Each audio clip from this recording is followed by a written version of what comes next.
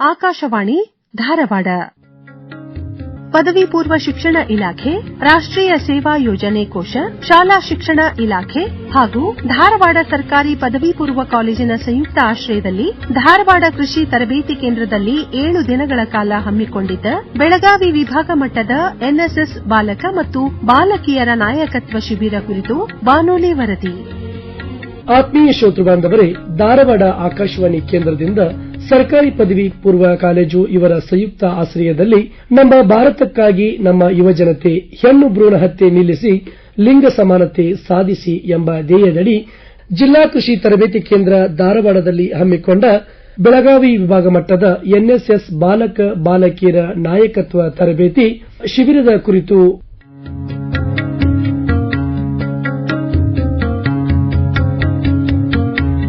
ಇವತ್ತಿನ ಶಿಬಿರದ ಕುರಿತು ಅನಿಸಿಕೆಗಳನ್ನು ಹಂಚಿಕೊಳ್ಳಿದ್ದಾರೆ ರವಿಕುಮಾರ್ ಅಂಬೋರೆ, ವಿಭಾಗೀಯ ಅಧಿಕಾರಿಗಳು, ಬೆಳಗಾವಿ ವಿಭಾಗ. ಈ ಜಿಲ್ಲಾ ಕೃಷಿ ತರಬೇತಿ ಕೇಂದ್ರ ಧಾರವಾಡದಲ್ಲಿ ದಿನಾಂಕ 25/12/2024ರಿಂದ 31/12/2024 ಸಂಘಟನೆ ಮಾಡಿದ್ದೇವೆ. ಶಿಬಿರದಲ್ಲಿ ಒಟ್ಟಾರೆಯಾಗಿ ವಿವಿಧ ಅಖಂಡ ಬೆಳಗಾವಿ ವಿಭಾಗದ ಒಟ್ಟಾರೆ 8 ಜಿಲ್ಲೆಗಳು ಅಂದರೆ ವಿಜಯಪುರ, ಬಾಗಲಕೋಟೆ, ಗದಗ್, ಬೆಳಗಾವಿ, ಚಿಕ್ಕೋಡಿ ಶೈಕ್ಷಣಿಕ ಜಿಲ್ಲೆ, ಧಾರವಾಡ, ಹಾವೇರಿ, ಉತ್ತರ ಕನ್ನಡ ಹೀಗೆ ಒಟ್ಟಾರೆ 8 ಜಿಲ್ಲೆಗಳಿಂದ ಒಟ್ಟು ಸುಮಾರು 300 ವಿದ್ಯಾರ್ಥಿಗಳು ಬಾಲಕ ಹಾಗೂ ಬಾಲಕಿಯರು ಭಾಗವಹಿಸಿದ್ದಾರೆ ಅಂತಕ್ಕಂಥದ್ದು. ತಾವು ಹೇಳಿದಂಗೆ ಸರ್, ಇವತ್ತು ನಮ್ಮ ಭಾರತಕ್ಕಾಗಿ ನಮ್ಮ ಯುವಜನತೆ ಯಾವ ರೀತಿಯಾಗಿ ಕೆಲಸ ಮಾಡಬೇಕಂತ ಯುವಕರಿಗೆ ತಾವು ಹೇಳ್ತೀರಿ ಸರ್? ಯುವಕರಲ್ಲಿ ನಾಯಕತ್ವದ ಗುಣಗಳನ್ನ ಮೊದಲಿಗೆ ನಾವು ಬೆಳೆಸಬೇಕಾಗಿದೆ. ಯಾಕಂದ್ರೆ ಈ ಯುವ ಜನತೆ ಹಿಂಜರಿತಾ ಇದೆ. ಆ ಹಿಂಜರಿಕೆಯನ್ನ ಬದಿಗೊತ್ತಿ ಪಠ್ಯೇತರ ಚಟುವಟಿಕೆಗಳಲ್ಲಿ ಪಾಲ್ಗೊಳ್ಳಬೇಕು. ಜೊತೆಗೆ ನಾಯಕತ್ವದ ಗುಣಗಳನ್ನ ಅಳವಡಿಸಿಕೊಳ್ಳುವಂತಹ ಒಂದು ಉದ್ದೇಶದಿಂದ ನಾವು ಈ ಶಿಬಿರವನ್ನ ಸಂಘಟನೆ ಮಾಡಿದ್ದೇವೆ. ಆ ನಿಟ್ಟಿನಲ್ಲಿ ಯಶಸ್ವಿ ಕೂಡ ಆಗಿದ್ದೇವೆ. ಸಾಕಷ್ಟು ನಾಯಕತ್ವದ ಗುಣಗಳನ್ನ ಬೆಳೆಸತಕ್ಕಂತ ಅನೇಕ ಕಾರ್ಯಕ್ರಮಗಳನ್ನ ನಾವು ಹಮ್ಮಿಕೊಂಡಿದ್ದೇವೆ. ಅವರ ಸ್ವಾಸ್ಥ್ಯಕ್ಕೆ ಸಂಬಂಧಪಟ್ಟಂತಹ, ಅವರ ಶಾರೀರಿಕ ಹಾಗೂ ಮಾನಸಿಕ ಬೌದ್ಧಿಕ ಬೆಳವಣಿಗೆಗೆ ಸಂಬಂಧಪಟ್ಟಂತಹ ಅನೇಕ ಕಾರ್ಯಕ್ರಮಗಳು ಇಲ್ಲಿದ್ದಾವೆ. ಹಾಗಾಗಿ ಖಂಡಿತವಾಗಿಯೂ ಯುವ ಜನತೆ ಇಂತಹ ಕಾರ್ಯಕ್ರಮಗಳಲ್ಲಿ ಭಾಗಿಯಾಗಿರ್ತಕ್ಕಂಥ ಯುವ ಜನತೆ ಒಂದು ಸರಿದಾರಿಗೆ ಬರ್ತಕ್ಕಂಥ ಒಂದು ಸಾಧ್ಯತೆ ನಿಚ್ಚಳ ಅಂತಕ್ಕಂಥ ಅಭಿಪ್ರಾಯ ನಂದು. ಇವತ್ತಿನ ದಿನ ತಾವು ಹೇಳಿದಂಗೆ ಸರ್, ಇವತ್ತು ನಾಯಕತ್ವ ಗುಣದ ಬಗ್ಗೆ ಬಹಳ ಚೆನ್ನಾಗಿ ಹೇಳಿದ್ರಿ ಸರ್. ಈ ಯುವ ಜನತೆ ನಾಯಕತ್ವದಲ್ಲಿ ಏನೇನು ಕಲಿಬಹುದು ಅಂತ ಹೇಳ್ತೀರಿ ಈ ಎನ್ಎಸ್ಎಸ್ ಮುಖಾಂತರ? ಮುಖ್ಯವಾಗಿ ಗ್ರಾಮೀಣ ಜನರೊಂದಿಗೆ ಬೆರೆಯುವ ವಿಧಾನ, ಹೇಗೆ ನಾವು ಗ್ರಾಮೀಣ ಜನಜೀವನವನ್ನ ಅರ್ಥ ಮಾಡಿಕೊಳ್ಬೇಕು, ಅವರ ಒಂದು ಸಮಸ್ಯೆಗಳಿಗೆ ನಾವು ಯಾವ ರೀತಿ ಸ್ಪಂದಿಸಬೇಕು, ದುರ್ಬಲ ವರ್ಗದವರಿಗೆ ಮತ್ತು ಹಿಂದುಳಿದ ಜನತೆಗೆ ನಮ್ಮಿಂದ ಸಾಧ್ಯವಾಗುವಂತಹ ಒಂದು ಸಹಾಯವನ್ನ ಯಾವ ರೀತಿ ಮಾಡಬಹುದು ಅಂತಕ್ಕಂಥದ್ದು, ಅದನ್ನ ನಾವು ಸ್ವಚ್ಛತೆಯ ಮೂಲಕ ಮತ್ತು ಅವರಲ್ಲಿ ಅರಿವನ್ನ ಮೂಡಿಸತಕ್ಕಂಥದ್ದು. ಈಗ ಕೇಂದ್ರ ಸರ್ಕಾರ ಜನರ ಕಲ್ಯಾಣಕ್ಕಾಗಿ 10 ಹಲವು ಕಾರ್ಯಕ್ರಮಗಳನ್ನ ರೂಪಿಸ್ತಾ ಇದೆ. ರಾಜ್ಯ ಸರ್ಕಾರವು ಕೂಡ 10 ಹಲವು ಕಾರ್ಯಕ್ರಮಗಳನ್ನ ರೂಪಿಸ್ತಾ ಇದೆ. ಆ ಎಲ್ಲ ಕಾರ್ಯಕ್ರಮಗಳನ್ನ ನಮ್ಮ ಜನರಿಗೆ, ಸಾರ್ವಜನಿಕರಿಗೆ ಮನವರಿಕೆ ಮಾಡಿಕೊಡ್ತಕ್ಕಂಥದ್ದು, ಜೊತೆಗೆ ಅವರ ಒಂದು ವ್ಯಕ್ತಿತ್ವವನ್ನು ಕೂಡ ಬೆಳೆಸಿಕೊಳ್ತಕ್ಕಂಥದ್ದು. ಇದು ಈ ಎರಡೂ ಕೂಡ ಅಂದ್ರೆ ಸರ್ವಾಂಗೀಣ ಅಭಿವೃದ್ಧಿ. ನಾವು ಆ ವಿದ್ಯಾರ್ಥಿಗಳ ಬೆಳವಣಿಗೆಯೂ ಕೂಡ ಆಗ್ಬೇಕು, ಜೊತೆಗೆ ಸಮುದಾಯದ ಬೆಳವಣಿಗೆಯೂ ಕೂಡ ಆಗ್ಬೇಕು. ಅಂತಹ ಒಂದು ವಿಶಿಷ್ಟವಾಗಿರ್ತಕ್ಕಂಥ ಮಹಾತ್ಮ ಗಾಂಧೀಜಿಯವರ ಒಂದು ಕಂಡಂತಹ ಕನಸು, ಈ ಅವರ ಒಂದು ಕಲ್ಪನೆಯ ಕೂಸು ಇದು ಈ ರಾಷ್ಟ್ರೀಯ ಸೇವಾ ಯೋಜನೆ ಅಂತ. ವಿದ್ಯಾರ್ಥಿಗಳು 4:30ಕ್ಕೆ ಎಚ್ಚರಗೊಳ್ಳಬೇಕು. ನಂತರದಲ್ಲಿ ಅವರ ತಮ್ಮ ಎಲ್ಲ ವೈಯಕ್ತಿಕ ಕೆಲಸಗಳನ್ನು ಮುಗಿಸಿಕೊಂಡ ನಂತರ 5:20ಕ್ಕೆ ಸರಿಯಾಗಿ ನಮ್ಮ ಒಂದು ಅವರ ಕಾರ್ಯಚಟುವಟಿಕೆಗಳು ಯೋಗ ಮತ್ತು ಪ್ರಾಣಾಯಾಮ ಧ್ಯಾನದ ಮೂಲಕ ಪ್ರಾರಂಭಗೊಳ್ಳುತ್ತವೆ.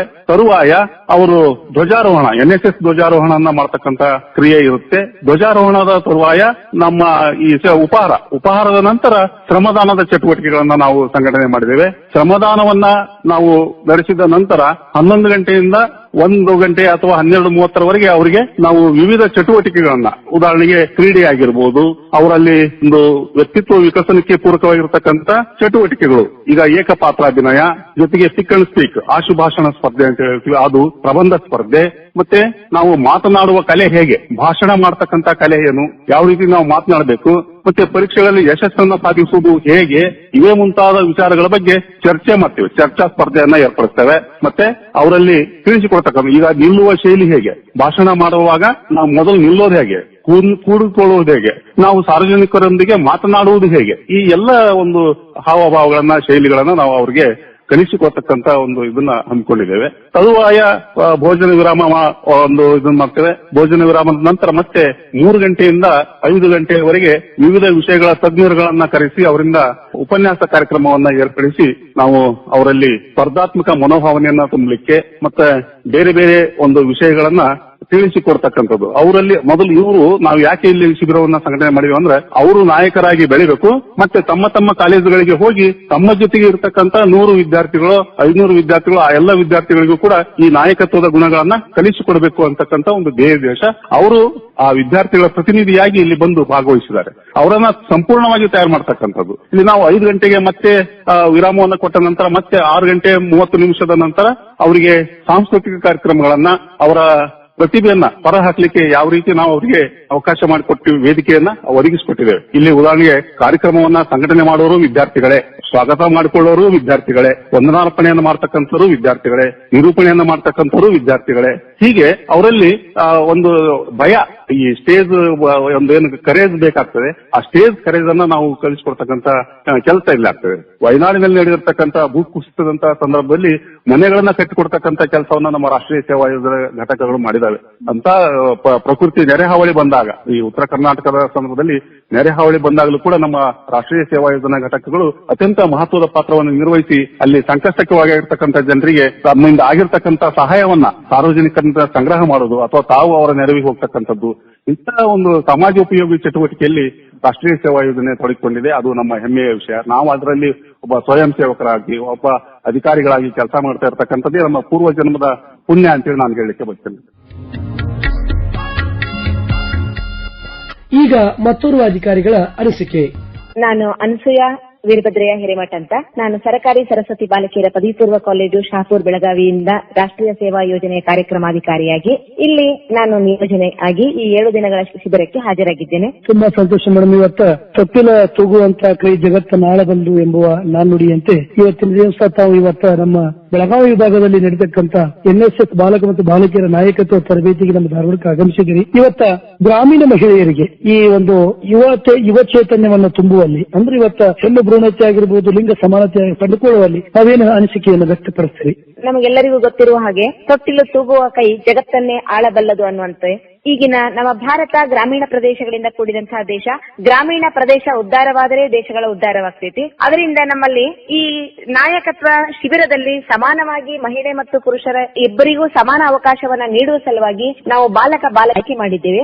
ಗ್ರಾಮೀಣ ಪ್ರದೇಶದ ಶಿಕ್ಷಣವನ್ನ ಪಡೆದು ಈ ರೀತಿಯ ರಾಷ್ಟ್ರೀಯ ಸೇವಾ ಯೋಜನೆಯ ಘಟಕಗಳಲ್ಲಿ ಸಕ್ರಿಯವಾಗಿ ತೊಡಗೋದ್ರಿಂದ ಅವರು ಇಲ್ಲಿ ತಾವು ಬೆಳೆಸಿಕೊಂಡಂತಹ ನಾಯಕತ್ವದ ಗುಣಗಳನ್ನ, ಸಹಕಾರ, ಸಹಬಾಳ್ವೆ, ಬೇರೆಯವರ ಜೊತೆಗೆ ಬೆಳೀತಕ್ಕಂತಹ ಮನೋಭಾವನೆ ಹಾಗೂ ನಾನು ನನ್ನ ದೇಶಕ್ಕಾಗಿ ಮಹಿಳೆಯಾಗಿ ಏನು ಮಾಡಬೇಕು ಅನ್ನುವಂತ ಅವರ ವಿವೇಚನೆ, ಇದೆಲ್ಲವನ್ನ ಇಲ್ಲಿಂದ ತೆಗೆದುಕೊಂಡು ಹೋಗಿ ಅದನ್ನ ಅವರು ತಮ್ಮ ಮನಸ್ಸಿನಲ್ಲಿ ಇಟ್ಕೊಳ್ಳದೆ ತಮ್ಮ ನೆರೆಹೊರೆಯ ಹಾಗೂ ತಮ್ಮ ಮನೆಯಲ್ಲಿ, ತಾವು ಇದ್ದಂತಹ ಗ್ರಾಮದಲ್ಲಿ ಹಾಗೂ ಬೇರೆ ಬೇರೆ ಗ್ರಾಮದಲ್ಲಿಯೂ ಕೂಡ ಈ ಮೆಸೇಜ್ ಅನ್ನ ಪಾಸ್ ಮಾಡಲಿಕ್ಕೆ ಸಕ್ರಿಯವಾಗಿ ತಮಗೆ ಅರಿವಿಲ್ಲದಂತೆ ಇದನ್ನ ತಲುಪಿಸ್ತಾರೆ. ಆ ಸಂದೇಶಗಳು ಇವತ್ತ ನೀವು ಮಾಡ್ತಕ್ಕಂಥ ತರಬೇತಿಯಲ್ಲಿ ನಡೀತಾ ಇದ್ದಾವೆ ಮೇಡಮ್? ಆ ಎಲ್ಲಾ ಸಂದೇಶಗಳು ಈ ತರಬೇತಿಯಲ್ಲಿ ನಡೆದವು. ಉದಾಹರಣೆಗೆ ನಾವು ಮಹಿಳೆಯರಿಗೆ ಕೊಡ್ತಕ್ಕಂತಹ ಈ ನನ್ನ ದೇಶಕ್ಕಾಗಿ ನಾನು ಏನ್ ಮಾಡ್ತಾ ಇದ್ದೀನಿ, ನಾನು ನನ್ನ ತಂದೆ ತಾಯಿಗೆ ಏನ್ ಕೊಡುಗೆಯನ್ನ ಕೊಡ್ತೀನಿ, ಹಾಗೂ ನಾನು ಈ ಶಿಬಿರಕ್ಕೆ ಬಂದು ತೆಗೆದುಕೊಂಡು ಹೋಗ್ತಕ್ಕಂತಹ ಗುಣಗಳನ್ನ, ಯಾವ್ಯಾವ ಗುಣಗಳನ್ನ ನಾನು ಅಳವಡಿಸಿಕೊಳ್ತಾ ಇದ್ದೀನಿ ಅನ್ನೋದನ್ನ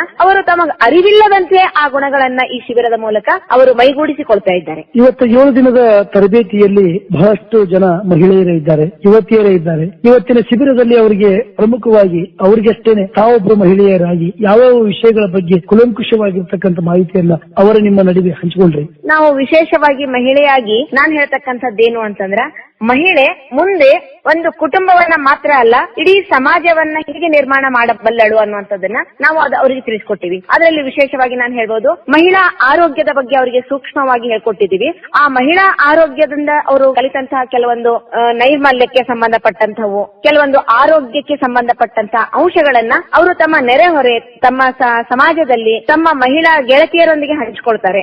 ಅದು ಅಲ್ಲದೆ ಅವರು ಇಲ್ಲಿ ವಿಶೇಷವಾಗಿ ಬೇರೆ ತಾರತಮ್ಯವಿಲ್ಲದೆ ಎಲ್ಲರೂ ಸಹಕಾರವಾಗಿ ಸಹೋದರತ್ವ ಭಾವಕೊಂಡು ಇಲ್ಲಿ ಕೆಲಸ ಮಾಡ್ತಾರೆ.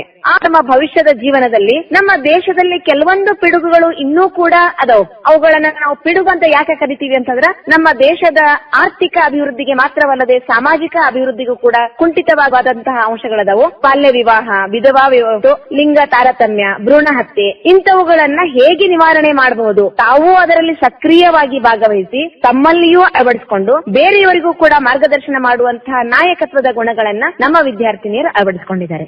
ವಿದ್ಯಾರ್ಥಿನಿಯರಿಗೆ ಅಷ್ಟೇ ಅಲ್ಲದೆ ವಿದ್ಯಾರ್ಥಿಗಳು ಹಾಗೂ ಎಲ್ಲ ಹುಡುಗರು ಹುಡುಗಿಯರು ಹಾಗೂ ನಿಮ್ಮ ಶಿಬಿರಾರ್ಥಿಗಳಿಗೆ ನಿಮ್ಮ ಅನಿಸಿಕೆಗಳನ್ನು ಏನ್ ಹೇಳಲು ನಾವು ಹೇಳ್ತಕ್ಕಂಥದ್ದು ಅಂತಂದ್ರೆ, ನಾವು ಇಲ್ಲಿ ಇಂದಿನ ಯುವಕರು ನಾಳಿನ ನಾಗರಿಕರಷ್ಟೇ ಅಲ್ಲ, ಇಡೀ ದೇಶದ ಮುಖಂಡರು. ಈ ದೇಶವನ್ನ ಹೇಗೆ ಮುನ್ನಡೆಸಬೇಕು, ದೇಶದ ಜವಾಬ್ದಾರಿಗಳನ್ನ, ತಮ್ಮ ಜವಾಬ್ದಾರಿಯನ್ನ ಹೇಗೆ ಅರಿತುಕೊಳ್ಬೇಕು ಅನ್ನುವಂಥದ್ದನ್ನ ತಿಳಿದುಕೊಳ್ಳುವುದರ ಜೊತೆಗೆ ನಮ್ಮ ಭಾರತವನ್ನ ಜಗತ್ತಿನಲ್ಲಿಯೇ ತಲೆ ಎತ್ತುವಂತಹ ರಾಷ್ಟ್ರವನ್ನಾಗಿ ಮಾಡ್ಲಿಕ್ಕೆ ತಮ್ಮ ಕೊಡುಗೆಯನ್ನ ನೀಡಬೇಕು ಅನ್ನುವಂಥದ್ದು ನನ್ನ ಅನಿಸಿಕೆ. ತುಂಬ ಹೃದಯದ ಧನ್ಯವಾದಗಳು ಮೇಡಮ್. Thank you.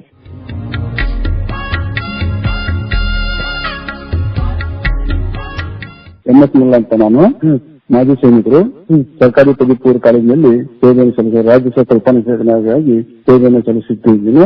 ವಿಜಯಪುರ ವಿಭಾಗದ ವಿಭಾಗಾಧಿಕಾರಿಯಾಗಿ ಪ್ರಸ್ತುತದಲ್ಲಿ ಸೇವೆಯನ್ನ 5 ವರ್ಷದಿಂದ ಮಾಡ್ತಾ ಇದ್ದೇನೆ. ಸರ್, ಇವತ್ತಿನ ಶಿಬಿರದ ಕುರಿತು ತಾವೇನು ಅನಿಸಿಕೆಗಳನ್ನು ಹಂಚಿಕೊಳ್ತೀರಿ? ಈ ಒಂದು ಶಿಬಿರದ ಒಂದು ಉದ್ದೇಶ ಏನಂದ್ರೆ, ಈ ಒಂದು ಯುವಕರಲ್ಲಿ ನಾಯಕತ್ವದ ಗುಣಗಳನ್ನ ಬೆಳೆಸೋದಕ್ಕೋಸ್ಕರವಾಗಿ. ಯಾಕಂದ್ರೆ ನಮ್ಮ ದೇಶದಲ್ಲಿ ಒಂದು ಯುವ ಪಡೆದ ಒಂದು ಅವಶ್ಯಕತೆ ಐತಿ. ನಮ್ಮ ಪ್ರಜಾಪ್ರಭುತ್ವ ವ್ಯವಸ್ಥೆಯಲ್ಲಿ ಈ ಯುವಕರಿಂದ ಅನೇಕ ಸಾಧನೆಗಳನ್ನು ಮಾಡುವುದು ಸಾಧ್ಯವಾಗುತ್ತದೆ. ಅದರಿಂದ ಮಕ್ಕಳಲ್ಲಿ ಒಂದು ನಾಯಕತ್ವದ ಗುಣಗಳನ್ನು ಬೆಳೆಸಿ, ಅವರಲ್ಲಿ ವ್ಯಕ್ತಿತ್ವದ ಗುಣಗಳನ್ನು ಬೆಳೆಸಿ, ಸಮಾಜದಲ್ಲಿ ಯಾವ ರೀತಿ ಬದುಕಬೇಕು, ರಾಷ್ಟ್ರದ ಒಂದು ನಿರ್ಮಾಣವನ್ನು ಯಾವ ರೀತಿ ಮಾಡಬೇಕು ಅನ್ನೋದನ್ನ ಅಂತ ಗುಣಗಳನ್ನು ಬೆಳೆಸಲಿಕ್ಕೆ ಇಂತಹ ಶಿಬಿರಗಳು ಅತಿ ಅವಶ್ಯಕವಾಗಿದೆ. ಅನೇಕ 8 ಜಿಲ್ಲೆಗಳಿಂದ ಬಂದಂತಹ ವಿದ್ಯಾರ್ಥಿಗಳಿಗೆ ಒಂದೊಂದು ಜಿಲ್ಲೆಗಳಿಂದ ಸುಮಾರು 36 ವಿದ್ಯಾರ್ಥಿಗಳು ಬಂದಿದ್ದಾರೆ. ಅಂದ್ರೆ ಒಂದು ಜಿಲ್ಲೆಯಲ್ಲಿ ಇಷ್ಟು ಜನ ಬಂದಿದ್ದರಿಂದ ಆ ನಾಯಕತ್ವದ ಗುಣಗಳನ್ನು ಬೆಳೆಸಿಕೊಂಡು ತಮ್ಮ ಕಾಲೇಜಿನಲ್ಲಿ, ತಮ್ಮ ತಾಲೂಕಿನಲ್ಲಿ ಎಲ್ಲ ಒಂದು ಕ್ಯಾಂಪಿನಲ್ಲಿ, ಅವರವರ ಕಾಲೇಜಿನಲ್ಲಿ ಕ್ಯಾಂಪಲ್ಲಿ ಸಹಿತ ಇಲ್ಲಿ ಕಲಿತಂತ ಒಂದು ನಾಯಕತ್ವದ ಗುಣಗಳನ್ನ, ಆ ವ್ಯಕ್ತಿತ್ವದ ಗುಣಗಳನ್ನ ಅವನ್ನೆಲ್ಲವನ್ನೂ ಅಳವಡಿಸಿಕೊಂಡು ಅಲ್ಲಿ ಸಹಿತ ಎಲ್ಲ ತಮ್ಮ ಜಿಲ್ಲೆ ಮತ್ತು ತಾಲೂಕುಗಳಲ್ಲಿ ಬೆಳೆಸಿಕೊಡುವ ಒಂದು ಉದ್ದೇಶದಿಂದ ಈ ಶಿಬಿರವನ್ನು ನಾವು ಹಮ್ಮಿಕೊಳ್ಳಲಾಗಿದೆ. ಸರ್, ಇವತ್ತಿನ ಶಿಬಿರದೊಳಗೆ ನಾವು ನೋಡ್ತಾ ಹೋದಾಗ ಬೆಳಗಾವಿ ವಿಭಾಗ ಮಟ್ಟದ NSS ಬಾಲಕರಾಗಿರ್ಬೋದು, ಬಾಲಕಿಯರಾಗಿರ್ಬೋದು, ಎಷ್ಟು ವಿದ್ಯಾರ್ಥಿಗಳು ಇಲ್ಲಿ ಭಾಗಿಯಾಗಿದ್ದಾರೆ? ಸುಮಾರು 300 ವಿದ್ಯಾರ್ಥಿಗಳ ಇದ್ದಾರೆ. 8 ಜಿಲ್ಲೆಗಳು. ಆ 8 ಜಿಲ್ಲೆಗಳಂದ್ರೆ ಮೊದಲನೇ ಆಡಳಿತಾತ್ಮಕವಾಗಿ ಒಂದೇ ವಿಭಾಗ ಇದು. ಆದರೆ ಆಡಳಿತಾತ್ಮಕ ವಿಭಾಗ 2 ವಿಭಾಗ ಮಾಡಿದ್ದಾರೆ. ವಿಜಯಪುರ ವಿಭಾಗ ಮತ್ತು ಬೆಳಗಾವಿ 2 ಸೇರಿಸಿ ಈ ಒಂದು ಶಿಬಿರವನ್ನು ನಾವು ಮಾಡ್ತಾ ಇದ್ದೀವಿ ಸರ್. ಈ ಶಿಬಿರದಿಂದ ಯಾವ ರೀತಿಯಾಗಿರ್ತಕ್ಕಂತ ಕರ್ತವ್ಯ ಆಗಿರ್ಬೋದು, ಅವ್ರ ಸ್ವಯಂ ಪ್ರೇರಣೆಯನ್ನ ಯಾವ ರೀತಿಯಾಗಿ ಕಲಿತುಕೊಳ್ಬಹುದು ಅಂತ ಹೇಳ್ತೀರಿ ಸರ್ ವಿದ್ಯಾರ್ಥಿನಿಯರು? ಅದಕ್ಕೋಸ್ಕರವಾಗಿ ಇಲ್ಲಿ ನಾವು ಆ ವಿದ್ಯಾರ್ಥಿಗಳ ಒಂದು ನಾಯಕತ್ವ ಗುಣಗಳನ್ನು ಬೆಳೆಸಿಕೊಳ್ಳುವುದಕ್ಕೋಸ್ಕರವಾಗಿ ಅನೇಕ ವಿಶೇಷವಾದ ಸಂಪನ್ಮೂಲ ವ್ಯಕ್ತಿಗಳನ್ನು ಕರೆಸಿ ಅಂತ ಗುಣಗಳನ್ನು ಬೆಳೆಸಲಿಕ್ಕೆ ಅವರಿಗೆ ಈ ಒಂದು 7 ದಿನ ವಿಶೇಷವಾದಂತ ಶಿಬಿರಗಳಲ್ಲಿ ಅವರಿಗೆ ವ್ಯಕ್ತಿತ್ವದ ಗುಣಗಳನ್ನು ಬೆಳೆಸಲಿಕ್ಕೆ ಸಂಪೂರ್ಣ ವ್ಯಕ್ತಿ ಕರೆಸಿ ಅವರಿಗೆ ಮಾಹಿತಿಗಳನ್ನು ನೀಡಲಿಕ್ಕೆ ಪ್ರತಿದಿನ ಅವರಿಗೆ ಒಂದು 3 ಗಂಟೆ ಕಾಲ ಸಂಪೂರ್ಣ ವ್ಯಕ್ತಿಗಳಿಂದ ಮಾಹಿತಿಗಳನ್ನು ನೀಡುವಂತ ಕಾರ್ಯಕ್ರಮಗಳನ್ನ ಇಲ್ಲಿ ನಾವು ಮಾಡ್ಕೊಂಡಿದ್ದೀವಿ ಸರ್. ಸರ್, ಇವತ್ತ ನಮ್ಮ ದೇಶವನ್ನ ಕಾಯ್ದು ನಿವೃತ್ತಿ ಹೊಂದಿ ಮತ್ತೆ ಯೋಜನಾ ಅಧಿಕಾರಿಗಳಾಗಿ ವಿಜಯಪುರದಲ್ಲಿ ರಾಜ್ಯಶಾಸ್ತ್ರದಲ್ಲಿ ತಾವು ತಮ್ಮ ವೃತ್ತಿಯನ್ನ ಸಲ್ಲಿಸ್ತಾ ಇದ್ರಿ. ಈ ಏನ ಒಂದು ಅನಿಸಿಕೆಯನ್ನ ವ್ಯಕ್ತಪಡಿಸ್ತೀರಿ? NSSಗೂ ಮತ್ತು ತಾವು ಯುವಕರಾಗಿದ್ದಕ್ಕೂ ಸ್ವಯಂ ಪ್ರೇರಿತರಾಗಿ ಸಂಘವನ್ನು ಕಟ್ಟಿಕೊಳ್ಳಕ್ಕೆ ಮೂಲ ಕಾರಣ NSS. ಇದ್ರ ಬಗ್ಗೆ ತಾವೇನ್ ಹೇಳ್ತೀರಿ?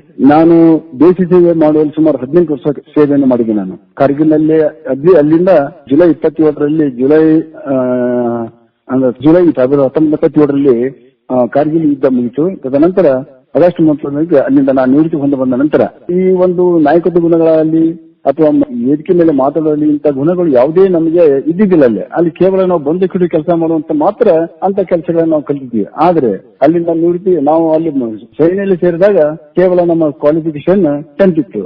ಅಲ್ಲಿ ಹೋಗಿಂದ PUC, BA, MA ಅವೆಲ್ಲವೂ ಬಹಳ ಅಭ್ಯರ್ಥಿಯಾಗಿ ಕಲಿತು 2009ರಲ್ಲಿ ಉಪನ್ಯಾಸಕನಾಗಿ ಸೇರಿದೆ. ಸೇವೆಯಲ್ಲಿ ಸೇರಿದ ನಂತರ ಸಹಿತ ಈ ವೇದಿಕೆ ಮೇಲೆ ಮಾತಾಡೋ ಲೀಡರ್ಶಿಪ್ ಗುಣಗಳು ನಮ್ಮಲ್ಲಿ ಯಾವ ಕಂಡಿದ್ದಿಲ್ಲ. ಅದ ನಂತರ ಈಗ ನಾವು NSS ಕಾರ್ಯಕ್ರಮಾಧಿಕಾರಿಯಾಗಿ ಒಂದು 5 ವರ್ಷ ಮಾಡಿದೆ. 5 ವರ್ಷ ಮಾಡೋದ್ರಲ್ಲಿ ನಾವು ವೇದಿಕೆ ಮೇಲೆ ಯಾವ ರೀತಿ ಮಾತಾಡೋದು, ನಮ್ಮ ನಾಯಕತ್ವ ಲೀಡರ್ಶಿಪ್ಗಳನ್ನು ಯಾವ ರೀತಿ ಮಾಡಬೇಕು ಅನ್ನೋದನ್ನು ನಾವು ಕಲಿತೀವಿ. ನಂತರ ನಮ್ಮ ಕಾರ್ಯ ಚಟುವಟಿಕೆ ನೋಡಿಕೊಂಡು ನಮ್ಮ ರಾಜ್ಯ ಪದವಿ ಪೂರ್ವ ಶಿಕ್ಷಣ ಇಲಾಖೆಯಿಂದ ನಮ್ಮ ವಿಭಾಗ ಅಧಿಕಾರಿಗಳು ಮಾಡಿದರು.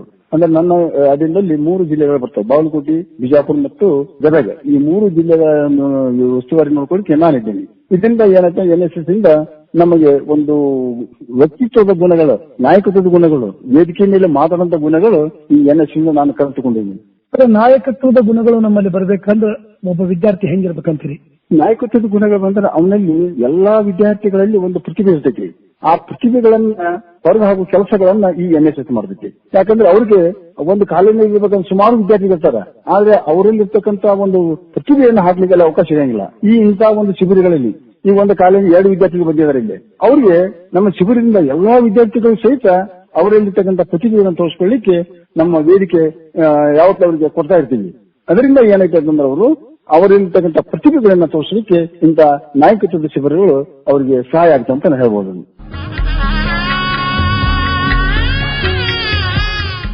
ನಾನು ಡಾಕ್ಟರ್ ಮಾರುತಿ ಪಾಟೋಳಿ ಅಂತ ಬಾಗಲಕೋಟೆ ಜಿಲ್ಲೆಯ NSS ನೋಡಲ್ ಅಧಿಕಾರಿಯಾಗಿ ಕಾರ್ಯವನ್ನು ಮಾಡ್ತಾ ಇದ್ದೀನಿ. ಪ್ರಸ್ತುತ ಈ ಒಂದು ಶಿಬಿರದಲ್ಲಿ ವಿಶೇಷವಾಗಿರ್ತಕ್ಕಂಥ ಯೋಜನೆಗಳನ್ನ ನಾವು ಆಯೋಜನೆ ಮಾಡಿದ್ದೀವಿ. ಕೇಂದ್ರ ಸರ್ಕಾರದ ಮಹತ್ವಾಕಾಂಕ್ಷೆಯ ಯೋಜನೆ ವಿದ್ಯಾರ್ಥಿಗಳನ್ನ ರಾಷ್ಟ್ರಮುಖಿಯಾಗಿ ಬೆಳೆಸ್ತಕ್ಕಂಥ ಒಂದು ಮಹತ್ವದ ಉದ್ದೇಶ ಇದೆ. ಸಮಾಜದಲ್ಲಿರತಕ್ಕಂಥ ಅರಿವುಗಳು ವಿದ್ಯಾರ್ಥಿ ಗೊತ್ತಾಗಬೇಕು, ಈ ಸಮಾಜದ ಬದುಕುವ ರೀತಿಯನ್ನ ಕಲಿಸಿಕೊಡುವ ದೃಷ್ಟಿಯಿಂದ ಈ ಒಂದು ಕಾರ್ಯಕ್ರಮವನ್ನು ಆಯೋಜನೆ ಮಾಡಲಾಗಿದೆ. ಈಗಾಗಲೇ ತಾವು ನೋಡಿದಂತೆ ನಮ್ಮ ಶಿಬಿರದ ಒಂದು ಮುಖ್ಯ ಉದ್ದೇಶವೇ ಏನಾಗಿರ್ತಕ್ಕಂಥದ್ದು ಅಂದ್ರೆ ಹೆಣ್ಣು ಭ್ರೂಣ ಹತ್ಯೆ ನಿಲ್ಲಿಸಿ ಲಿಂಗ ಸಮಾನತೆಯನ್ನು ಸಾಧಿಸಿ ಎಂಬಂತಹ ಧ್ಯೇಯವನ್ನ ಇಟ್ಕೊಂಡಿದ್ದಾರೆ. ಪ್ರತಿ ವರ್ಷ ಒಂದೊಂದು ಕಾರ್ಯಕ್ರಮ ಆಯೋಜನೆ ಮಾಡಿದಾಗ ಒಂದು ಘೋಷಣೆಯನ್ನ ಸ್ಲೋಗನ್ ಅನ್ನ ಕೊಡ್ತಕ್ಕಂತ ವ್ಯವಸ್ಥೆ ಇದೆ. ಇದು ಯಾಕೆ ಬಂತು ಅಂತಂದ್ರೆ ನಮಗೆಲ್ಲ ಗೊತ್ತಿರಬೇಕು, ಕರ್ನಾಟಕದಲ್ಲಿ ಮಂಡ್ಯ ಆಗಿರ್ಬಹುದು, ಬಾಗಲಕೋಟೆ ಜಿಲ್ಲೆ ಆಗಿರ್ಬಹುದು ಅಥವಾ ಇನ್ನು ಕೆಲವು ಕಡೆಗೆ ಏನಾಗಿದೆ, ಸಾಕಷ್ಟು ಹೆಣ್ಣು ಭ್ರೂಣ ಹತ್ಯೆ ಆಗ್ತಾ ಇದೆ. ಸಮಾಜ ಸಾಕಷ್ಟು ಎಚ್ಚೆತ್ತುಕೊಂಡಿದೆ, ಜಾಗೃತ ಆಗಿದೆ, ಅದೆಷ್ಟೋ ಕಾನೂನುಗಳಿದಾವೆ, ಆದ್ರೆ ಅದು ನಿಲ್ತಾನೆ ಇಲ್ಲ.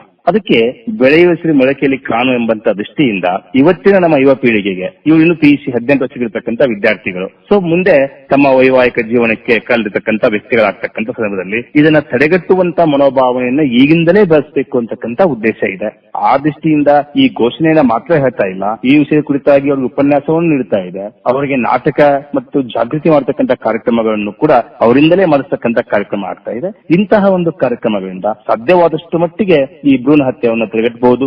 ಬೇಟಿ ಪಡಾವೋ ಬೇಟಿ ಬಚಾವೋ ಅಂತ ನಮ್ಮ ಪ್ರಧಾನಿ ಹೇಳ್ತಕ್ಕಂಥ ಮಾತನ್ನ ನಾವು ಇಲ್ಲಿ ವಿದ್ಯಾರ್ಥಿಗಳಿಗೆ ಮುಟ್ಟಿಸ್ತಕ್ಕಂಥ ಕಾರ್ಯ ಮಾಡ್ತಾ ಇದ್ದೀವಿ. ಹೀಗೆ ಅನೇಕ ಕಾರ್ಯವನ್ನ ಮಾಡ್ತಾ ಇದ್ದೀವಿ. ಯುವ ಜನತೆ ಮತ್ತು ಭಾರತ ಅಂತ ಹೇಳ್ತಕ್ಕಂಥದ್ದು. ಯುವಕರೇ ಈ ದೇಶದ ಪ್ರಮುಖ ಆಸ್ತಿ. ಸುಮಾರು 57 ರಿಂದ 58 ಜನ ಯುವಕರಿದ್ದಾರೆ ಅಂತ ಹೇಳ್ತಾ ಇದ್ದಾರೆ. ಅವರಿಗೆ ತಮ್ಮ ಕರ್ತವ್ಯ, ತಮ್ಮ ಸ್ಥಾನಮಾನ, ತಮ್ಮ ಜೀವನದ ಮುಂದಿನ ಭವಿಷ್ಯ ಇದು ಗೊತ್ತಾಗಬೇಕು ಅನ್ನೋ ದೃಷ್ಟಿಯಿಂದ ಅವರನ್ನ ಮೂಲತಃವಾಗಿ ಪ್ರಾಕ್ಟಿಕಲ್ ಆಗಿ ಒಂದು ಅಡಿಗೊಳಿಸ್ತಕ್ಕಂಥ ಕಾರ್ಯವನ್ನ ಮಾಡ್ತಾ ಇದ್ದೀವಿ. ಮತ್ತೆ ಇದ್ರ ಜೊತೆಗೆ ನಾವು ಏನು ವ್ಯಕ್ತಿತ್ವ ವಿಕಸನಕ್ಕೆ ಏನು ಬಂದಿರತಕ್ಕಂಥ ವಿದ್ಯಾರ್ಥಿಗಳಲ್ಲ, ಯಾವ ರೀತಿಯಾಗಿ ಒಂದೊಂದು ಘಟಕದಿಂದ ಅವರನ್ನು ಗುರುತಿಸ್ತೀರಿ? ಇದು ಬಹಳ ಮುಖ್ಯವಾಗಿರ್ತಕ್ಕಂಥ ಪ್ರಶ್ನೆ. ಕರ್ನಾಟಕದಲ್ಲಿ ಸುಮಾರು 400ಕ್ಕಿಂತ ಹೆಚ್ಚು ಘಟಕಗಳನ್ನ ಸದ್ಯ ಕಾರ್ಯ ಮಾಡತಕ್ಕಂಥ ವ್ಯವಸ್ಥೆ ಇದೆ.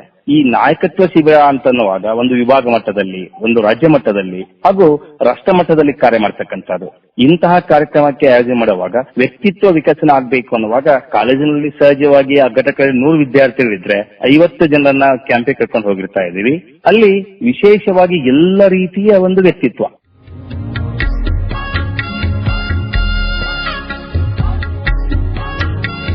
ಸರ್, ನನ್ನ ಹೆಸರು ರಾಜ್ಕುಮಾರ್ ಎಸ್ ಭಜಂತ್ರಿ ಅಂತ. ನಾನು ಸಮಾಜಶಾಸ್ತ್ರ ಉಪನ್ಯಾಸಕ, ಸರ್ಕಾರಿ ಪದವಿ ಪೂರ್ವ ಕಾಲೇಜ್ ಆರಂಚೆಟ್ಟಿ ಕ್ರೀಡಾಂಗಣ ಆವರಣ, ಧಾರವಾಡ. ನಾನು NSS ಕಾರ್ಯಕ್ರಮಾಧಿಕಾರಿಯಾಗಿ ಸುಮಾರು 8 ವರ್ಷಗಳ ಕಾರ್ಯನಿರ್ವಹಿಸ್ತಾ ಇದ್ದೇನೆ. ಅದರ ಜೊತೆಗೆ ಈಗ ನಾನು ಜಿಲ್ಲಾ NSS ನೋಡಲ್ ಅಧಿಕಾರಿಯಾಗಿ ಧಾರವಾಡ ಜಿಲ್ಲೆಯನ್ನ ಪ್ರತಿನಿಧಿಸ್ತಾ ಇದ್ದೇನೆ. ಅದೇ ರೀತಿಯಾಗಿ ನನಗೆ ಇಲಾಖೆ ಈ ಸಾರಿ ಸುಮಾರು 3 ವರ್ಷಗಳ ಕಾಲ ನಾವು ವಿಭಾಗ ಮಟ್ಟದ ಒಂದು ತರಬೇತಿ ಕೊಡ್ತಕ್ಕಂತ NSS ಕಾರ್ಯಾಗಾರವನ್ನ ನೀವು ನಡೆಸಬೇಕು ಅಂತ ಹೇಳಿ 3 ವರ್ಷಗಳಿಂದ ರಾಜ್ಯ ಸಂಯೋಜಕರು ಸೂಚನೆ ಇದ್ದ ಪ್ರಕಾರ ಅದು ಈ ವರ್ಷ ನಮಗೆ ಇಲಾಖೆ ಬಾಲಕ ಬಾಲಕಿಯರನ್ನ ವಿಭಾಗ ಮಟ್ಟದಲ್ಲಿ ನೀವು ನಾಯಕತ್ವ ತರಬೇತಿ ಶಿಬಿರವನ್ನ ಏರ್ಪಡಿಸಬೇಕು ಅಂತ ಹೇಳಿ ಆದೇಶವನ್ನ ನೀಡಿತು. ಆ ಆದೇಶದ ಪ್ರಯುಕ್ತವಾಗಿ ನಾನು ಒಂದು ಶಿಬಿರದ ಶಿಬಿರಾಧಿಕಾರಿಯಾಗಿ ನಾವು ನಮ್ಮ ಪ್ರಾಂಶುಪಾಲರಾಗಿರ್ತಕ್ಕಂಥ ಲಿಂಗರಾಜ್ ಬೆಲ್ಲ ಸರ್ ಅವರು ಶಿಬಿರಾಧ್ಯಕ್ಷರಾಗಿ ಕಾರ್ಯನಿರ್ವಹಿಸ್ತಾ ಮಾನ್ಯ ಉಪ ನಿರ್ದೇಶನದ ಮೇರೆಗೆ ಹಾಗೂ ರಾಜ್ಯ ಸಂಯೋಜಕರ ನಿಯೋಜನೆಯ ಮೇರೆಗೆ ನಾವು ಅವರ ಸೂಚನೆಯಂತೆ ನಾವು ಈ ಒಂದು ವಿಭಾಗ ಮಟ್ಟದ ಒಂದು ತರಬೇತಿಯನ್ನ ನಿಯೋಜಿಸಿಕೊಂಡು ನಾವು ಇಲ್ಲಿಯವರೆಗೆ ಕಾರ್ಯವನ್ನ ಮಾಡ್ತಾ ಬಂದಿದ್ದೇವೆ. ನಾಯಕತ್ವ ಶಿಬಿರ ಅತ್ಯುತ್ತಮವಾಗಿ ದಿನಾಂಕ 25/12/2024 ಪ್ರಾರಂಭವಾಗಿ ಇಂದಿಗೆ ಸುಮಾರು 6 ದಿನಗಳು ಕಳೆಯುತ್ತಾ ಬಂತು. ಅತ್ಯುತ್ತಮವಾಗಿರ್ತಕ್ಕಂಥ ಕಾರ್ಯಕ್ರಮ ಈ ಒಂದು ತರಬೇತಿ ನಡೀತಾ ಇದೆ. ಸಾಂಗತ್ಯವಾಗಿ ಅತ್ಯುತ್ತಮವಾಗಿರ್ತಕ್ಕಂಥ ಕಾರ್ಯಕ್ರಮಗಳೊಂದಿಗೆ ನಾಯಕತ್ವ ಶಿಬಿರ ನಡೀತಾ ಇದೆ.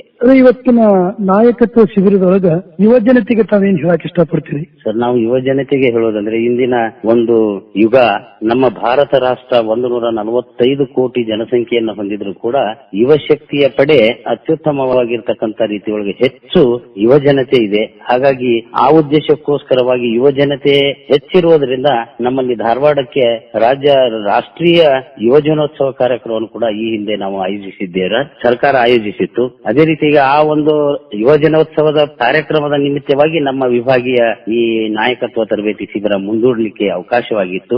ಅದೇ ರೀತಿಯಾಗಿ ನಾಯಕರಿಗೆ ಈ ಒಂದು ಯುವ ಜನತೆ ಹೆಚ್ಚು ನಮ್ಮ ಭಾರತ ರಾಷ್ಟ್ರದಲ್ಲಿ ಇರುವುದರಿಂದ ಅದಕ್ಕಾಗಿ ಯುವ ಶಕ್ತಿ ಜಯತೆ, ಯುವ ಶಕ್ತಿಯನ್ನ ನಾವು ಹೆಚ್ಚು ಸದೃಢಗೊಳಿಸಬೇಕಾಗಿದೆ. ಆ ಯುವ ಶಕ್ತಿ ಅತ್ಯಂತವಾಗಿರ್ತಕ್ಕಂಥ ಸಮೃದ್ಧ ಭಾರತವನ್ನ ನಿರ್ಮಾಣ ಮಾಡಲಿಕ್ಕೆ ಯುವ ಶಕ್ತಿ ಬೇಕಾಗಿರುವುದರಿಂದ ಆ ಯುವ ಶಕ್ತಿಯನ್ನ ನಾವು ಎಚ್ಚೆತ್ತುಗೊಳಿಸಬೇಕಾಗಿರ್ತಕ್ಕಂಥ ಒಂದು ಕಾರ್ಯಕ್ರಮ ಇದಾಗಿದೆ. ಹಾಗಾಗಿ ಲೀಡರ್ಶಿಪ್ ಕ್ವಾಲಿಟಿಯನ್ನ, ನಾಯಕತ್ವ ಗುಣಗಳನ್ನ ಬೆಳೆಸುವ ಒಂದು ಅತ್ಯುತ್ತಮ ತರಬೇತಿ ಇಲ್ಲಿ ನಾವು ಸೃಷ್ಟಿಸ್ತಾ ಇದ್ದೇವೆ. ಹಾಗಾಗಿ ಕಾರ್ಯಕ್ರಮ ಅತ್ಯುತ್ತಮವಾಗಿ ಯುವಕರಿಗೆ ಸ್ಫೂರ್ತಿದಾಯಕವಾಗಿರ್ತಕ್ಕಂಥದ್ದಾಗಿರ್ತಕ್ಕಂಥ ಒಂದು ಅಂಶವನ್ನ ನಾವು ಇಲ್ಲಿ ಗಮನಿಸಬಹುದು. ಬಹಳ ಸಂತೋಷವಾಗಿರ್ತಕ್ಕಂಥ ಸರ್ ಈ ಶಿಬಿರ. ಈ ಶಿಬಿರದೊಳಗೆ ಒಟ್ಟಾರೆಯಾಗಿ ಯಾವ್ಯಾವ ವಿಷಯಗಳು ಇಲ್ಲಿ ಚರ್ಚೆ ಆದವು ಅಂತ ಹೇಳ್ತೀರಿ ಸರ್? ಈ ಒಂದು ಶಿಬಿರದಲ್ಲಿ ಯುವಕರಿಗೆ ನಾಯಕತ್ವ ಗುಣಗಳನ್ನ ಬೆಳೆಸುವ ಒಂದು ಅಂಶಗಳು, ಆಮೇಲೆ ಸರ್ವಾಂಗೀಣ ಬೆಳವಣಿಗೆಯನ್ನು ಹೊಂದತಕ್ಕಂಥ ರೀತಿಯ ಒಂದು ಅಂಶಗಳು, ಹಾಗೂ ಶ್ರಮ ಮಾಡತಕ್ಕಂತ ಒಂದು ಅಂಶಗಳು ಇದರಲ್ಲಿ ಕಂಡು ಬರುತ್ತವೆ. ಪರಿಸರ ಸ್ವಚ್ಛತೆಯನ್ನ ಇಟ್ಟುಕೊಳ್ತಕ್ಕಂಥ ರೀತಿಯೊಳಗ ಸ್ವಚ್ಛತಾ ಅಭಿಯಾನ, ಮಾನ್ಯ ಪ್ರಧಾನಮಂತ್ರಿಜಿ ಅವರು ಹೇಳಿದ ಹಾಗೆ ಸ್ವಚ್ಛತಾ ಅಭಿಯಾನದ ಕಾರ್ಯಕ್ರಮಗಳು ಇದರಲ್ಲಿ ಅಳವಡಿಕೊಂಡಿರೋದ್ರಿಂದ ಸಂಪೂರ್ಣವಾಗಿರ್ತಕ್ಕಂಥ ಸ್ವಚ್ಛತೆಗೆ ಮೊದಲು ಆದ್ಯತೆಯನ್ನ ಕೊಡ್ತಕ್ಕಂಥ ಅಂಶಗಳು ಇದರಲ್ಲಿ ಸೇರ್ಕೊಂಡಿವೆ. ಅದರ ಜೊತೆಗೆ ಯುವಕರು ಬಹಳಷ್ಟು ವ್ಯಸನಿಗಳಾಗ್ತಾ ಇದ್ದಾರೆ. ಆ ವ್ಯಸನ ಮುಕ್ತವಾಗ್ತಕ್ಕಂಥ ರೀತಿಯೊಳಗ ಅಂಶಗಳನ್ನ ಇಲ್ಲಿ ತರಬೇತಿಯನ್ನ ಕೊಡ್ತಕ್ಕಂಥ ಅಂಶಗಳು ನಮ್ಮಲ್ಲಿ ಕಂಡು ಬರ್ತವೆ. ಈ ತರಬೇತಿಯಲ್ಲಿ ನಾವು ಕೊಟ್ಟಿದ್ದೇವೆ. ಹಾಗೆ ಅದೇ ರೀತಿಯಾಗಿ ವ್ಯಕ್ತಿಗಳಲ್ಲಿ ವ್ಯಕ್ತಿತ್ವ ವಿಕಸನವನ್ನ ಬೆಳೆಸ್ತಕ್ಕಂಥ ಸದೃಢ ಭಾರತವನ್ನ ನಿರ್ಮಾಣ ಮಾಡ್ಲಿಕ್ಕೆ ಏನೇನು ಅಂಶಗಳು ಬೇಕು ಆ ಅಂಶಗಳನ್ನ ಈ ಒಂದು ಯುವ ಜನರಲ್ಲಿ ನಾವು ತುಂಬತಕ್ಕಂಥ ಶಕ್ತಿಯ ಒಂದು ತರಬೇತಿಗೆ ಅತ್ಯುತ್ತಮವಾಗಿರ್ತಕ್ಕಂಥ ಸಂಪನ್ಮೂಲ ವ್ಯಕ್ತಿಗಳನ್ನ ಆಯ್ಕೆ ಮಾಡಿ ರಾಜ್ಯದ ಮೂಲೆ ಮೂಲೆಗಳಿಂದ ಸಂಪನ್ಮೂಲ ವ್ಯಕ್ತಿಗಳನ್ನು ಕರೆಸಿ ಅವರಿಗೆ ಯುವ ಶಕ್ತಿಗೆ ಒಂದು ಚೈತನ್ಯವನ್ನ ತುಂಬತಕ್ಕಂಥ ಒಂದು ಅಂಶಗಳನ್ನ ನಾವು ಇಲ್ಲಿ ಏರ್ಪಡಿಸಿದ್ದೇವೆ. ಸರ್, ಈ ಶಿಬಿರದ ಪ್ರಕಾರವಾಗಿ ವಿದ್ಯಾರ್ಥಿ ಮತ್ತು ವಿದ್ಯಾರ್ಥಿನಿಯರ ಅನಿಸಿಕೆಗಳು ಹೆಂಗ ಬರ್ತಾವ ಹಳ್ಳಿ?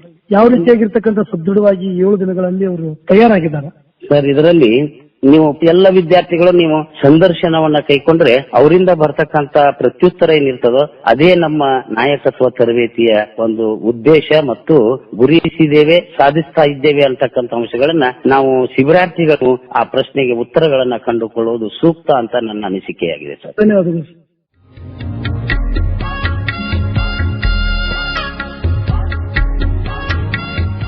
ನಾನು ಡಾಕ್ಟರ್ ಮಂಜುಳಾ ಎನ್ ಸವಡಿ, ಅರ್ಥಶಾಸ್ತ್ರ ಉಪನ್ಯಾಸಕಿ, ಸರ್ಕಾರಿ ಪದವಿ ಪೂರ್ವ ಕಾಲೇಜು ಧಾರವಾಡ. 8 ಜಿಲ್ಲೆಗಳ ಸುಮಾರು 300 ವಿದ್ಯಾರ್ಥಿಗಳನ್ನ ಒಳಗೊಂಡ ಬೆಳಗಾವಿ ವಲಯ ಮಟ್ಟದ ರಾಷ್ಟ್ರೀಯ ಸೇವಾ ಶಿಬಿರವು ಇವತ್ತಿಗೆ 6ನೇ ದಿವಸಕ್ಕೆ ಕಾಲಿಡ್ತಾ ಇದೆ. ಒಟ್ಟು 7 ದಿನಗಳ ಈ ವಿಶೇಷ ನಾಯಕತ್ವ ಶಿಬಿರದಲ್ಲಿ ಮಕ್ಕಳಿಗೆ ಬೇಕಾಗಿರುವಂತಹ ಜೀವನದಲ್ಲಿ ಅವರ ಯಶಸ್ಸಿನ ಸೂತ್ರಗಳನ್ನು ಹೇಳಿಕೊಡ್ಲಾಯಿತು. ಸಾಕಷ್ಟು ಮಕ್ಕಳು ಕೂಡಿ ಬಾಳೋದು ಹೇಗೆ ಅನ್ನೋದನ್ನ ಇಲ್ಲಿ ಕಲ್ತರು. ಸಮಾಧಾನ, ಸೇವಾ ಮನೋಭಾವನೆಗಳನ್ನ ಕಲ್ತರು. ಇಲ್ಲಿ ಮಕ್ಕಳೊಂದಿಗೆ ನಾವು ಸಹ ಸಾಕಷ್ಟು ಮೌಲ್ಯಗಳನ್ನು ಮಕ್ಕಳಲ್ಲಿ ಹೇಗೆ ಬೆಳೆಸಬೇಕು ಅನ್ನೋದನ್ನ ಕುರಿತಾಗಿ ಕಾರ್ಯಸೂಚಿಯನ್ನ ಹಾಕಿಕೊಂಡ್ವಿ. ದಿನಕ್ಕೆ ಒಂದು ಕಡೆ ಶ್ರಮದಾನ, ದಿನಕ್ಕೆ ಬೇರೆ ಬೇರೆ ವಿಷಯಗಳನ್ನು ಕುರಿತಾದ ಸಂಪನ್ಮೂಲ ವ್ಯಕ್ತಿಗಳು ಬಂದು ಸಾಕಷ್ಟು ಅರ್ಥಪೂರ್ಣವಾದ ಮಹತ್ವದ ಉಪನ್ಯಾಸ ಮಾಲಿಕೆಗಳನ್ನ ನೀಡಿದ್ರು. ವಿಶೇಷವಾಗಿ ಇಂದಿನ ಮಕ್ಕಳಲ್ಲಿ ಏನಾಗಿದೆ ಅಂದ್ರೆ ಏಕಾಗ್ರತೆಯ ಕೊರತೆ ಇದೆ. ಅದನ್ನ ಹೇಗೆ ಹೋಗ್ಲಾಡಿಸಬೇಕು ಅನ್ನೋದನ್ನ ಒಂದು ಸೂತ್ರದ ಮುಖಾಂತರ ಫಾರ್ಮುಲಾ ರೀತಿ ಒಳಗ ಅನೇಕ ಚರ್ಚೆಗಳು ಮತ್ತು ಕಾರ್ಯಚಟುವಟಿಕೆಗಳಾದವು. ವಿಶೇಷವಾಗಿ ಅವರಲ್ಲಿ ಡಿಸಿಪ್ಲೈನ್, ಡಿಟರ್ಮಿನೇಷನ್ ಹಾಗೂ ಡಿಸ್ಟ್ರಾಕ್ಷನ್ ನಿಂದ ಹೊರಗೆ ಬರುವಂತಹ ಕೆಲವೊಂದು ಅಂಶಗಳನ್ನ ತುಂಬಾ ಚೆನ್ನಾಗಿ ಚರ್ಚೆ ಮಾಡಲಾಯ್ತು. ವಿಶೇಷವಾಗಿ ಇಲ್ಲಿ ಏನಿರುತ್ತೆ ಅಂತಂದ್ರೆ ನಾನು ಇಂಥ ಜಿಲ್ಲೆ ಅನ್ನೋದಿರೋದಿಲ್ಲ, ನಾವೆಲ್ಲರೂ ಒಂದೇ ಅನ್ನೋ ಮನೋಭಾವ ಇರುತ್ತೆ. ಜಾತಿ ಮತ ಪಂಥಗಳನ್ನ ಮರೆತು ಗ್ರಾಮಗಳ ಉದ್ಧಾರ ಆದ್ರೆ ಹೇಗೆ ದೇಶದ ಉದ್ಧಾರ ಆಗುತ್ತೆ ಅನ್ನೋದಾಗ್ಲಿ, ಸಹಕಾರ ಸೌಹಾರ್ದವನ್ನ ಹೇಗೆ ಬಳಸಿಕೊಂಡ್ರೆ ನಾವು ಜೀವನದಲ್ಲಿ ಯಶಸ್ವಿ ಆಗ್ತೀವಿ ಅನ್ನೋದನ್ನ ಮಕ್ಕಳು ಕಲಿತರು. ಪ್ರತಿ ವರ್ಷ ನಡೆಯುವ ಈ ರಾಷ್ಟ್ರೀಯ ಸೇವಾ ಯೋಜನೆಯ ವಿಶೇಷ ಶಿಬಿರ ಮಕ್ಕಳಿಗೆ ಬೇಕಾದಂತಹ ಜ್ಞಾನ, ಕೌಶಲ್ಯಗಳನ್ನ ಮತ್ತು ಅವರ ಜೀವನಕ್ಕೆ ಬೇಕಾದಂತಹ ಅನುಭವಗಳನ್ನ ತಿಳಿಸಿಕೊಡೋದ್ರಲ್ಲಿ ತುಂಬಾ ಯಶಸ್ವಿಯಾಗಿದೆ ಅಂತ ಹೇಳಲಿಕ್ಕೆ ಇಷ್ಟಪಡ್ತೇನೆ. ಮೇಡಮ್, ಇವತ್ತು ಈ ಶಿಬಿರದಲ್ಲಿ ಹಲವಾರು ರೀತಿಯಾಗಿರ್ತಕ್ಕಂಥ ವಿಚಾರಗಳನ್ನ ಉಪನ್ಯಾಸಕರಾಗಿರ್ಬೋದು, ವಿದ್ಯಾರ್ಥಿಗಳು ಎಲ್ಲರೂ ಹಂಚ್ಕೊಂಡ್ರು. ಇವತ್ತು ಒಂದು ಪ್ರಶ್ನೆ ಏನಂದ್ರೆ, ಇವತ್ತಿನ ಯುಗದೊಳಗ ಎಲ್ಲಾ ವಿದ್ಯಾರ್ಥಿಗಳು ಇವತ್ತು ಆಟೋಟ ಪಾಠಗಳನ್ನ ಬಿಟ್ಟು ಬರೀ ಮೊಬೈಲ್ ಅನ್ನ ಆವಿಷ್ಕಾರವಾಗಿ ತಾವು ಬಳಸ್ತಾ ಇದ್ದಾರೆ. ಈ ಮೊಬೈಲ್ ಜಗತ್ತಿನಿಂದ ಯಾವ ರೀತಿಯಾಗಿ ವಿದ್ಯಾರ್ಥಿನಿಯರು ಆಗಿರ್ಬೋದು, ವಿದ್ಯಾರ್ಥಿಗಳು ಹೊರಗೆ ಬರ್ಬೇಕಂತ ಹೇಳ್ತೀರಿ? ತುಂಬಾ ಅತ್ಯಂತ ಔಚಿತ್ಯಪೂರ್ಣವಾದ ಪ್ರಶ್ನೆ ಇದು. ಮೊಬೈಲಿಗೆ ಸೆಲ್ ಅಂತ ಕರೀತಾರೆ, ವಿಶೇಷ ಇಂಗ್ಲಿಷ್ ನಲ್ಲಿ ಇನ್ನೊಂದು ಹೆಸರು. ಸೆಲ್ಲಿಗೆ ಎರಡು ಕನ್ನಡದಲ್ಲಿ ಅರ್ಥಗಳದಾವ. ಒಂದು ಸೆಲ್ ಅಂದ್ರೆ ದೇಹದಲ್ಲಿರುವ ಜೀವಕೋಶಗಳಾಗುತ್ತೆ, ಇನ್ನೊಂದು ಸೆಲ್ ಅಂದ್ರೆ ಜೈಲು ಅಂತ ಆಗುತ್ತೆ. ಮಕ್ಕಳಲ್ಲಿ ಈ ಡಿಸ್ಕ್ರಿಮಿನೇಷನ್ ಪವರ್ ಅನ್ನ ಬೆಳೆಸಬೇಕು. ಮೊಬೈಲ್ ಅನ್ನ ನಾವು ಯಾವ ರೀತಿ ಬಳಸಿದ್ರೆ ಅದು ನಮ್ಮ ಜೀವಕೋಶಗಳಂದ್ರೆ ದೈಹಿಕ, ಮಾನಸಿಕ, ಭಾವನಾತ್ಮಕ ಆರೋಗ್ಯಕ್ಕೆ ಬೇಕಾದಂತಹ ಅತ್ಯಂತ ಅನುರೂಪದ ಮೂಲ ಎಲಿಮೆಂಟ್ ಅಂದ್ರೇನೆ ಜೀವಕೋಶಗಳು. ಅಂತಹ ಜೀವಕೋಶಗಳನ್ನ ಸಂಪತ್ಭರಿತವಾಗಿ ಯಶಸ್ವಿಯಾಗಿ ಮಾಡುವಂತೆ ನಾವು ಮೊಬೈಲ್ ಅನ್ನ ಬಳಸಿದ್ರೆ ಅದು ಜೀವಕೋಶ ಎನ್ನುವ ಸೆಲ್ ಆಗುತ್ತೆ.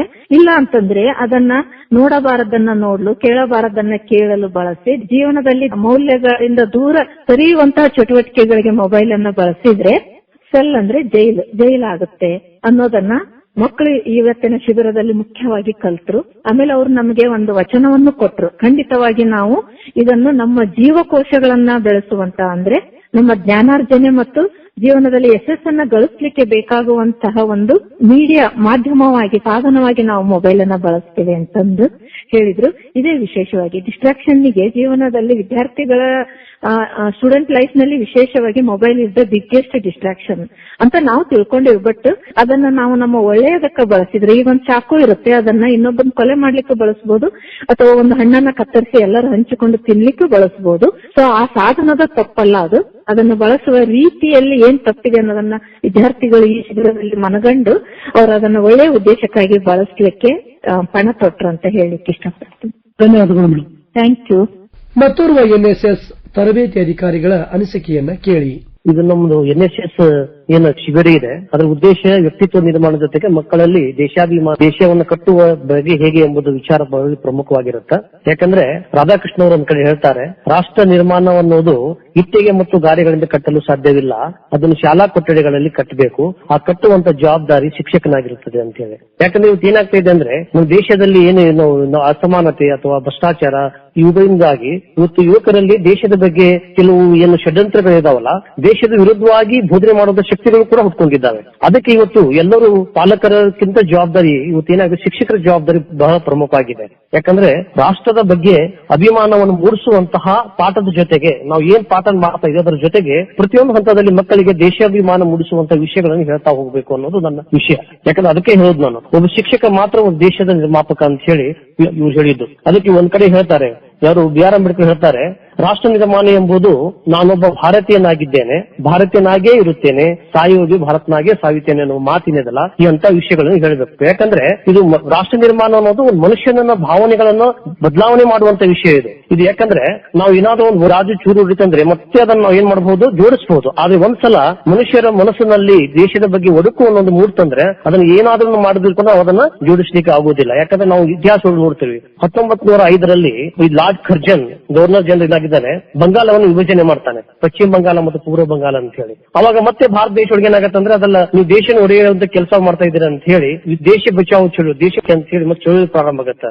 ಮತ್ತೆ 1906ರಲ್ಲಿ ಪಶ್ಚಿಮ ಬಂಗಾಳ ಮತ್ತು ಪೂರ್ವ ಬಂಗಾಳ ಕೂಡಿಸ್ತಾರ. ಆದ್ರೆ ಅದು ಅವಾಗ ಹೊಡೆದಂತಹದನ್ನ ನಾವು ಇವತ್ತಿನ ಬಾಂಗ್ಲಾ ಇವತ್ತು ಏನಾಯ್ತು, ನಾವು ಭಾರತ ಮತ್ತು ಪಾಕಿಸ್ತಾನ ಅಂತ ಎರಡು ದೇಶ ಆದಾಗ ಅದು ಪಾಕಿಸ್ತಾನದ ಭಾಗವಾಯಿತು. ಮುಂದೆ 1971ರಲ್ಲಿ ಬಾಂಗ್ಲಾದೇಶ ಅಂತ ಒಂದು ದೇಶವಾಗಿ ಹೋಯಿತು. ಅದಕ್ಕೆ ಇವತ್ತು ಏನಾಗ್ತದೆ, ಮಕ್ಕಳಲ್ಲಿ ಏನಾಗಬೇಕಂದ್ರೆ, ನಾನು ಒಬ್ಬ ಹಿಂದೂ, ಒಬ್ಬ ಮುಸ್ಲಿಂ, ಯಾರಂದ್ರೆ ನಾವು ಕೇಳ್ತಾರೆ, ನಾವು ಹಿಂದೂ, ಮುಸ್ಲಿಂ, ನಾನು ಲಿಂಗಾಯತ, ನಾನು ಬ್ರಾಹ್ಮಣ ಅನ್ನುವ ಭಾವನೆ ತೆಗೆದು ಎಲ್ಲರೂ ಎಂದು ಹೇಳಬೇಕು, ನಾನೊಬ್ಬ ಭಾರತೀಯ ಅನ್ನೋದು. ಅದಕ್ಕೆ ಬರಾಬ್ಲಿಕ್ ಹೇಳೋದು ಬಹಳ ಚಂದ, ದೇಶ ನಿನಗೇನು ಕೊಟ್ಟಿದೆ ಎಂದು ಕೇಳಬೇಡ, ದೇಶಕ್ಕಾಗಿ ನೀನು ಕೊಟ್ಟಿದೆ ಅಂತ ಕೇಳು ಅಂತ ಹೇಳಿ. ಇದು ಕೇವಲ ದೇಶಕ್ಕಾಗಿ ಅಲ್ಲ, ಮೊದಲು ಏನಾಗ್ಬೇಕಂದ್ರೆ ಅವನು ಭಾರತ ನಿರ್ಮಾಣ ಆಗ್ಬೇಕಾದ್ರೆ ಮೊದಲು ಅವನು ಏನಾಗ್ಬೇಕಂದ್ರೆ ಮನೆಗೆ ಒಳ್ಳೆ ಮಗನಾಗ್ಬೇಕು. ಅದಕ್ಕೆ ನಾವು ಮಕ್ಕಳಿಗೆ ಏನೊಂದು ಬೋಧನೆ ಮಾಡ್ತೀವಿ ಅಂದ್ರೆ, ನೀವು ತಂದೆ ತಾಯಿಗಳು ಇಲ್ಲಿಯವರೆಗೆ ನಮಗಾಗಿ ಏನು ಮಾಡಿದ್ದಾರೆ ಅಂತ ಕೇಳ್ತೀರಿ. ಈಗ ನೀವು 18-20 ವರ್ಷ ಆಯಿತು, ಇನ್ನು ನೀವು ಏನು ಎಷ್ಟೆಲ್ಲ ಪಾಪ ಅವ್ರು ಬಡವರಿದ್ದಾರೆ, ದುಡ್ಡು ಏನು ನಿಮ್ಗೆ ಏನ್ ಬೇಕು, ಮೊಬೈಲ್ ಅವ್ರು ಒಳ್ಳೆ ಬಟ್ಟೆ ಆಗಲ್ಲ, ಇನ್ನೂವರೆಗೂ ನಿಮ್ಮ ಬೇಡಿಕೆಗಳನ್ನು ಪೂರೈಸ್ತಿರ್ತಾರ. ಅದಕ್ಕೆ ನಾ ಹೇಳ್ತಾರೆ, ನಿಮ್ಗೆ ನೀವು ಪ್ರಶ್ನೆ ಮಾಡ್ಕೊಳ್ಳಿ ಏನಂತ ಹೇಳಿ, ನಾನು ನನ್ನ ತಂದೆ ತಾಯಿ ಏನು ಮಾಡ್ತಾ ಇದ್ದೀನಿ, ನನ್ನ ಸಮಾಜಕ್ಕಾಗಿ ನಾನು ಏನ್ ಮಾಡ್ತಾ ಇದ್ದೀನಿ, ನನ್ನ ಸಮಾಜಕ್ಕೆ ನನ್ನ ಕೊಡುಗೆ ಏನು ಅನ್ನುವ ವಿಷಯವನ್ನ ಅವನಲ್ಲಿ ಬೆಳವಣಿಗೆ ಆಗ್ಬೇಕು. ಅಂತ ವಿಷಯಗಳನ್ನ ಆ ಮಕ್ಕಳಿಗೆ ಬೋದಾಗ ಅವನಲ್ಲಿ ಸ್ವಲ್ಪ ಬದಲಾವಣೆ ಆಗತ್ತ. ಹೌದಪ್ಪ, ನಾನು ಇಷ್ಟು ವರ್ಷ ಆದ್ರೂ ಕೂಡ ನಾನು ಇನ್ನು ತಂದೆ ತಾಯಿ ಕಡೆಯಿಂದ ಕೇಳ್ತಾ ಇದ್ದೀನಿ. ನಾವು ಅವ್ರಿಗೆ ಹೇಳುದಂದ್ರೆ ನೀವು ದುಡ್ಡು ಕೊಡ್ಬೇಕಾಗಿಲ್ಲ ಅವರಿಗೆ, ಈಗ ನೀವು ಕಲಿಯುವಂತ, ಯಾಕಂದ್ರೆ ವಿದ್ಯಾರ್ಥಿ ಜೀವನದಲ್ಲಿ ಇರ್ತೀರಾ, ನೀವು ಇಲ್ಲಿ ದುಡ್ಲಿಕ್ಕೆ ಹೋಗ್ತಾ ಇಲ್ಲ, ದುಡ್ಡು ಬರ್ತಾ ಇಲ್ಲ. ಆದ್ರೆ ಅವ್ರಿಗೆ ನೀವು ಕೊಡಬೇಕಾಗಿರೋದು ಅಂದ್ರೆ, ನೀವು ತಂದೆ ತಾಯಿ ಕೊಡಬೇಕಾಗಿರೋದು ಅವರಿಗೆ ನೀವು ಒಳ್ಳೆ ಕಲತು ಒಳ್ಳೆ ಮಾಸ್ಕ್ ಅನ್ನು ತಗೋದು, ಸಮಾಜದಲ್ಲಿ ತಂದೆ ತಾಯಿಗಳು ನೋಡಿಕೊಳ್ಳುವಂತಹ, ಊರನ್ನು ನೋಡಿಕೊಳ್ಳುವಂತಹ, ಸಮಾಜ ನೋಡಿಕೊಳ್ಳುವಂತಹ ಮಗನಾಗಿ ಇದ್ರೆ ನಾಳೆ ಅವ್ನ ದೇಶಕ್ಕೆ ಒಳ್ಳೆ ಪ್ರಜೆ ಆಗ್ತಾನೋ ಅದೇ ರಾಷ್ಟ್ರ ನಿರ್ಮಾಣದ ಒಂದು ಭಾಗ ಅಂತ ಹೇಳಿ. ಅದಕ್ಕೆ ಈ ನಿಟ್ಟಿನಲ್ಲಿ ಏನಾಗ್ತಾ ಇದೆ ಅಂದ್ರೆ, ನಾವು ಪ್ರತಿ ವಿದ್ಯಾರ್ಥಿಗಳಲ್ಲಿ ಈ ವಿಷಯಗಳನ್ನ ನಾವು ಏನ್ ಮಾಡ್ಬೇಕಂದ್ರೆ ಬೋಧನೆಯನ್ನು ಮಾಡಬೇಕು. ಅದು ಬಹಳ ಪ್ರಮುಖವಾಗಿದೆ. ಯಾಕಂದ್ರೆ ಇವತ್ತು ಈ ಕೋಮುವಾದ ಅನ್ನೋ ಶಕ್ತಿಗಳದಾವಲ್ಲ, ಅವತ್ತು ಏನಾಗ್ತದೆ ಅಂದ್ರೆ ಅವು ಕೋಮುವಾದಿ ಶಕ್ತಿಗಳಿಂದಾಗಿ ಇವತ್ತು ಏನಾಗ್ತಿದ್ರೆ ದೇಶದಲ್ಲಿ ಅಸಮಾನತೆ ಅನ್ನೋದು ಕಾರಣಾಗಿದೆ. ಅದಕ್ಕೆ ಕಾರ್ಲ್ ಮಾರ್ಕ್ಸ್ ಹೇಳಿದ್ದು ಏನು, ಅಸಮಾನತೆ ಅಂದ್ರೆ ಉಳ್ಳವರು ಮತ್ತು ಇಲ್ಲದವರ ನಡುವಿನ ಹೋರಾಟವೇ ಇತಿಹಾಸ ಅಂತ ಕರೀತಾರೆ ಅವರು. ಇದು ಉಳ್ಳವರು ಅಂದ್ರೆ ಇದು ನಾವು ದೇಶ ಬಗ್ಗೆ ಅದು ಬಡವ ಶ್ರೀಮಂತ ಹೋಲಿಕೆ ಮಾಡಿ ನೋಡ್ತಾರೆ. ಇದು ಅಂತರ ಏನಿದೆ ಅಲ್ಲ, ಇದು ಕಡಿಮೆ ಆಗ್ತಾ ಹೋಗ್ಬೇಕು. ಯಾಕಂದ್ರೆ ನಾವು ಒಬ್ಬ ಅಂಬಾನಿ, ಒಬ್ಬ ಅಥವಾ ಟಾಟಾ ಅವರು ಅಥವಾ ಏನು ರಿಲಯನ್ಸ್ ಕಂಪನಿ ಇರ್ಬೋದು, ಕೇವಲ 4-5 ಕಂಪನಿಗಿದ್ದ ಮಾತ್ರಕ್ಕೆ ನಾವು ಭವ್ಯ ಭಾರತ ನಿರ್ಮಾಣ, ಭಾರತ ಪ್ರಕಾಶಿಸುತ್ತಿದೆ, ಭಾರತ ಸಿಲಿಕಾನ್ ಸಿಟಿ ಅಂತ ಹೇಳಿಕ್ ಆಗಲ್ಲ. ಅವ್ರಿಗೆ ಏನ್ ಮಾಡ್ಬೇಕಂದ್ರೆ, ಯಾಕಂದ್ರೆ ಬಹಳ ಇದು ನಮ್ಮ ಗ್ರಾಮಗಳ ಉದ್ಧಾರ, ಗ್ರಾಮಗಳ ನಿರ್ಮಾಣ ಯಾವಾಗ ಆಗತ್ತಲ್ಲ ಅವಾಗ ಮಾತ್ರ ಏನಾಗತ್ತಂದ್ರೆ ಭಾರತದ ಏನಾಗತ್ತಂದ್ರೆ ಭಾರತ ನಿರ್ಮಾಣ ಆಗತ್ತೆ. ಅದಕ್ಕೆ ಆದಷ್ಟು ಸರ್ಕಾರಗಳು ಕೂಡ ಏನ್ ಮಾಡ್ಬೇಕು, ಗ್ರಾಮೀಣ ಪ್ರದೇಶ ವಿದ್ಯಾರ್ಥಿಗಳಿಗೆ ಉದ್ಯೋಗ ಯೋಜನೆಯನ್ನ ನಿರ್ಮಾಣ ಮಾಡಿಕೊಡ್ಬೇಕು. ಅವರ ಆರ್ಥಿಕವಾಗಿ ಸಬಲರಾಗ್ಲಿಕ್ಕೆ ಅವರಿಗೆ ಅವಕಾಶ ಮಾಡಿಕೊಡ್ಬೇಕು. ಅವಾಗ ಅವರು ಅದರಲ್ಲಿ ತೊಡಗಿದಾಗ ಆಟೋಮೆಟಿಕ್ ಏನಾಗತ್ತಂದ್ರೆ ಇದು ನನ್ನ ದೇಶ, ನನ್ನ ಜಲ, ಅದಕ್ಕಾಗಿ ನಾನು ಏನಾದ್ರೂ ಮಾಡ್ಬೇಕು ಅನ್ನುವ ಮನೋಭಾವನೆಯನ್ನು ಬರುತ್ತೆ ಅಂತ. ನನ್ನ ಹೆಸರು ಡಾಕ್ಟರ್ ಸುಜಾತಾ ಮಾಗಡಿ ಅಂತ, ನಗರಸಭೆ ಸಂಯುಕ್ತ ಪದವಿ ಪೂರ್ವ ಗದಗದಿಂದ ಬಂದಿದ್ದೀವಿ. ಕಾರ್ಯಕ್ರಮ ಅಧಿಕಾರಿಯಾಗಿ ಇಲ್ಲಿ ನಿಯುಕ್ತಿಯಾಗಿದ್ದೀವಿ. ಈ ಒಂದು ಶಿಬಿರ, ಈ ಕೃಷಿ ತರಬೇತಿ ಕೇಂದ್ರದಲ್ಲಿ 7 ದಿನಗಳವರೆಗೆ ಏನು ತರಬೇತಿ ನಡೀತಾ ಇದೆ, ಇಲ್ಲಿ ವಿದ್ಯಾರ್ಥಿನಿಗಳನ್ನ ಒಂದು ನಾಯಕತ್ವ ಗುಣವನ್ನ ಬೆಳೆಸಬೇಕು ಅಂತ ಒಂದು ತರಬೇತಿ ಹಮ್ಮಿಕೊಂಡಿದ್ದೀವಿ. ಈ ತರಬೇತಿಯಲ್ಲಿ ಮಕ್ಕಳು ಎಲ್ಲವನ್ನ ಕಲಿತಾರೆ. ಒಂದು ಸಹಬಾಳ್ವೆ, ಭಾವೈಕ್ಯತೆ, ರಾಷ್ಟ್ರದ ಬಗ್ಗೆ ಒಂದು ಅಭಿಮಾನ, ಬೇರೆಯವ್ರ ಜೊತೆಗೆ ಯಾವ ರೀತಿ ಬೆರಿಬೇಕು ಅಂತ ಅನ್ನೋ ಭಾವನೆಯೂ ಸಹಿತ ಮಕ್ಕಳಲ್ಲಿ ಬೆಳವಣಿಗೆ ಆಗ್ತದೆ. ಈಗ ಒಂದು ಮನೆಯಿಂದ ಒಂದು ಹೆಣ್ಮಗುವಿನೇ ಆಗ್ಲಿ, ಒಂದ್ ಮನೆಯಿಂದ ಇನ್ನೊಂದ್ ಮನೆಗೆ ಹೋದಾಗ ಯಾವ ರೀತಿ ಬದುಕಬೇಕು ಅಂತ ಅನ್ನೋದನ್ನು ಸಹಿತ ಇಲ್ಲಿ ಒಬ್ಬರಿಗೊಬ್ರು ಯಾರಿಗೂ ಪರಿಚಯ ಇರೋದಿಲ್ಲ, ಬೇರೆ ಬೇರೆ ಡಿಸ್ಟ್ರಿಕ್ಟ್ ಇಂದ ಬಂದಿರ್ತಾರೆ, ಪ್ರತಿಯೊಬ್ರು ಅಲ್ಲಿ ಬೆಳೀತಾರೆ. ಅದರ ಜೊತೆಗೆ ಮಕ್ಕಳಿಗೆ ಇವತ್ತಿನ ಒಂದು ಕಾಲದಲ್ಲಿ ದೈಹಿಕವಾದಂತ ಮನೆಯಲ್ಲಿ ಮಕ್ಕಳು ಕಲಿತಾ ಇದ್ದಾರೆ ಅಂತ ತಂದೆ ತಾಯಿ ಬೆಳೆಸ್ತಾ ಇರ್ತಾರೆ. ಆದ್ರೆ ಒಂದು ಚರಿಗಿನೂ ಸಹಿತ ಮಕ್ಕಳು ತುಂಬಿ ಇಡೋದಿಲ್ಲ ಮನೆಯಲ್ಲಿ. ಆದ್ರೆ ಈ ಒಂದು ತರಬೇತಿಯಲ್ಲಿ ಬಂದಾಗ ಅವರು ಪ್ರತಿಯೊಂದು ಶ್ರಮದಾನನೂ ಸಹಿತ ಅಷ್ಟೇ ನಿಷ್ಠೆಯಿಂದ ಮಾಡ್ತಾ ಇರ್ತಾರೆ. ಆ ಒಂದು ಗುಣ ಮಕ್ಕಳಲ್ಲಿ ಬೆಳಿಬೇಕು ಅಂತ ಅನ್ನೋದನ್ನ ಈ ನಮ್ಮ ಶಿಬಿರ ಅವರಿಗೆ ಕಲಿಸ್ಕೊಡ್ತದೆ. ಇಲ್ಲಿ ಯಾವುದೇ ಭೇದ ಭಾವ ಇಲ್ಲದೇನೆ ನಮ್ಮ ಸಮಾಜದಲ್ಲಿ ಈಗ ಹೆಣ್ಣು ಗಂಡು ಅಂತಾನು ಯಾವ ಭೇದ ಭಾವನೂ ಸಹಿತ ಇಲ್ಲಿ ಬರೋದಿಲ್ಲ. ಎಲ್ಲರೂ ಸಹಿತ ಏನ್ ಅನ್ಕೋತಾರೆ, ಸಹೋದರ ಮನೋಭಾವನೆಯನ್ನ ಬೆಳೆಸ್ಕೋತಾರೆ. ಆ ಭಾವನೆ ಮಕ್ಕಳಲ್ಲಿ ಬರೋದ್ರಿಂದ ಸಮಾಜದಲ್ಲಿ ಒಂದು ಒಳ್ಳೆಯ ಅಭಿಪ್ರಾಯ ಬೆಳೀತದೆ. ಎಲ್ಲಾ ಕಡೆ ನೋಡ್ತಾ ಇದೀವಿ ನಾವು, ಹೆಣ್ಮಕ್ಳ ಮೇಲೆ ಎಷ್ಟೊಂದು ಅನ್ಯಾಯ ಅತ್ಯಾಚಾರ ನಡೀತಾ ಇದೆ. ಈ ರೀತಿಯ ಒಂದು ತರಬೇತಿ ಕೇಂದ್ರಗಳು ಇಲ್ಲಿ ಮಕ್ಕಳಲ್ಲಿ ಬಾಂಧವ್ಯವನ್ನ ಬೆಳೆಸ್ತದೆ, ಸಮಾಜದಲ್ಲಿ ಒಂದು ಒಳ್ಳೆಯ ಗುಣವನ್ನ ಬೆಳೆಸಲಿಕ್ಕೆ ಕಾರಣೀಭೂತ ಆಗುತ್ತೆ ಅಂತ ನಾನು ಹೇಳಿಕ್ ಇಷ್ಟಪಡ್ತೀನಿ. ಮತ್ತೋರ್ವ ಎನ್ಎಸ್ಎಸ್ ತರಬೇತಿ ಅಧಿಕಾರಿಗಳ ಅನಿಸಿಕೆಯನ್ನ ಕೇಳಿ.